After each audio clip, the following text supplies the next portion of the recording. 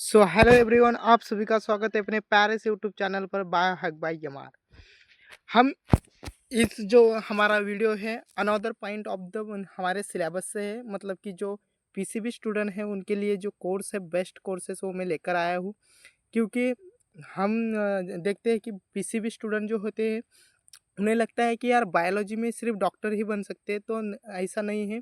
जो PCB student हैं उनके लिए बेस्ट कोर्सेस है अदर देन एमबीबीएस, तो हम वो देखेंगे। If not MBBS then what is okay. तो 10 नंबर पे आया हूँ मैं नर्सिंग। तो नर्सिंग के जो कोर्स है उसमें आता है फर्स्टली एएनएम नर्सिंग जो कि डिप्लोमा लेवल का कोर्स है, और नेक्स्ट आता है बीएससी नर्सिंग जो कि बैचलर डिग्री है। ओके, और इसमें नीट एग्ज़ाम जो है वो कंपलसरी नहीं होता। तो सैलरी है मतलब कि 2K से स्टार्ट होकर 50K तक आपकी सैलरी जो होती है वो अच्छी खासी सैलरी इसमें जो है नर्सिंग में मिलती है। ओके, हम नेक्स्ट देखेंगे फार्मेसी। तो फार्मेसी जो कोर्सेस है वो उसमें है डी फार्मेसी और बी फार्मेसी। डी फार्मेसी जो है वो डिप्लोमा लेवल का कोर्स है, और बी फार्मेसी जो है बैचलर लेवल का कोर्स है। इसमें भी जो है नेट एग्ज़ाम वो नॉट कंपलसरी। ओके, सैलरी जो है 35K से स्टार्ट होती है और 60K तक आप हमें जो है वो दिखने, और इसमें जो है इम्प्रूवमेंट भी बहुत अच्छी से हमें देखने को मिलती है। क्योंकि ओके, तो ये जो लेवल मेडिकल लेवल का कोर्स है तो इसमें जो है सैलरी अच्छी बनी रहती है। उस जो 8 नंबर का हमारा कोर्स है वो है फूड टेक्नोलॉजिस्ट। फूड टेक्नोलॉजिस्ट इनका काम जो होता है, जो हमारी फूड सेफ्टी ऑफिसर होते हैं, जो हमारे फूड में जो ह्यूमन बॉडी के लिए जो फूड अच्छे होते हैं उन्हें चेक करके जो है वो कंपनी को, मतलब कि जो हमारी गवर्नमेंट जो फूड टेक्नोलॉजिस्ट होते हैं गवर्नमेंट के, वो भी फूड सेफ्टी ऑफिसर में आते हैं, या फिर जो हमारी कंपनी में है प्राइवेट कंपनी में वहाँ भी फूड टेक्नोलॉजिस्ट की जो है ज़रूरत होती है। उसमें दो कोर्सेस हमारे आते हैं, एक है बीएससी इन फूड टेक्नोलॉजी, दूसरा है bachelor of engineering in food technology. तो दोनों ही बेस्ट कोर्सेस इसमें है, और नीट है जो not compulsory.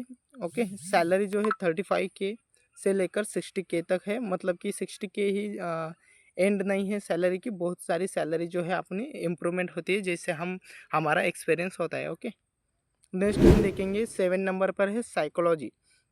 Psychology it is the must, मतलब कि मेरे नज़रिए से बहुत ही अच्छा कोर्स मुझे लगता है बीएससी साइकोलॉजी, और उसमें एमएससी साइकोलॉजी।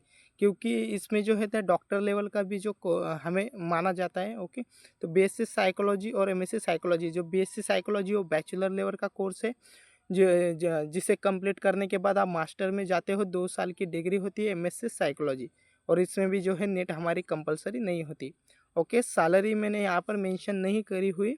ओके, तो मैं सैलरी मेंशन आपका करता हूँ। सैलरी लगभग आपकी 35K से स्टार्ट होकर 60K तक ही होगी। ओके, और उससे भी ज़्यादा हो सकती है, वो सब अपने डिपेंड करता है अपने एक्सपीरियंस पर।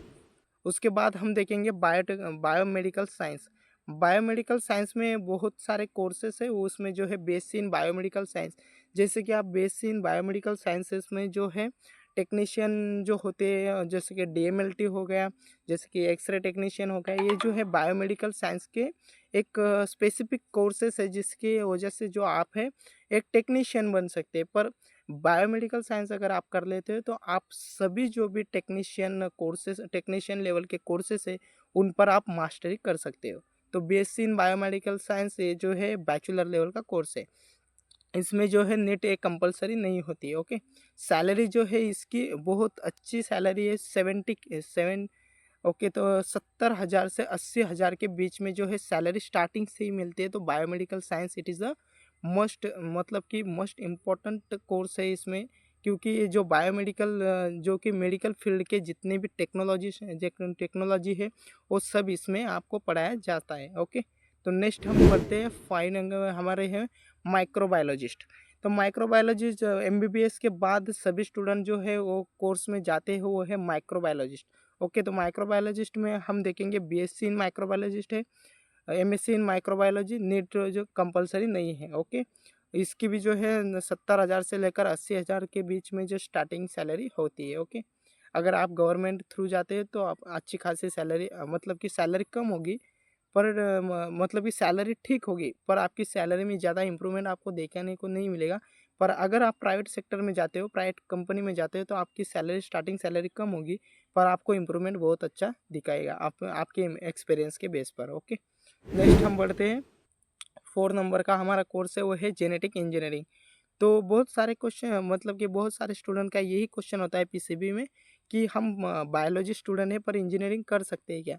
तो ये बेस्ट कोर्स है, जिन्हें इंजीनियर भी बनना है और मेडिकल फील्ड में भी कुछ करना है, तो जेनेटिक इंजीनियरिंग ये बेस्ट कोर्स उनके लिए हो सकता है।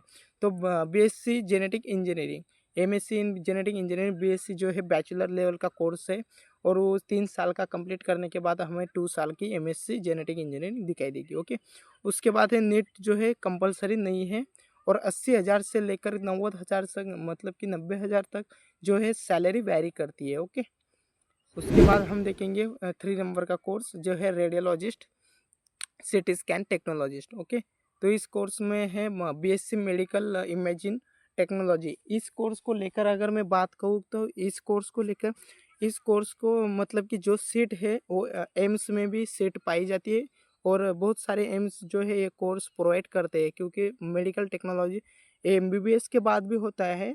मतलब कि जो रेडियोलॉजी है वो एमबीबीएस करने के बाद ही बनते हैं, पर जो बीएससी मेडिकल इमेजिंग टेक्नोलॉजी है, जो भी कन्फ्यूजन मतलब कि स्टूडेंट को होता है कि रेडियोलॉजिस्ट एमबीबीएस के बाद किया जाता है, पर हम आफ्टर 12th कैसे कर सकते हैं। तो मैं आपको जो है डिफरेंस बताऊंगा एमबीबीएस के बाद जो रेडियोलॉजिस्ट बनते हैं और जो 12th के बाद रेडियोलॉजिस्ट बनते हैं, उनमें क्या डिफरेंस है वो मैं आपको बताऊंगा। आपको कमेंट करना होगा अगर आपको डिटेल लेक्चर रेडियोलॉजिस्ट पर चाहिए तो। ओके, नीट जो है कंपलसरी नहीं है, सैलरी जो है 50K से 90K तक वेरी करती है।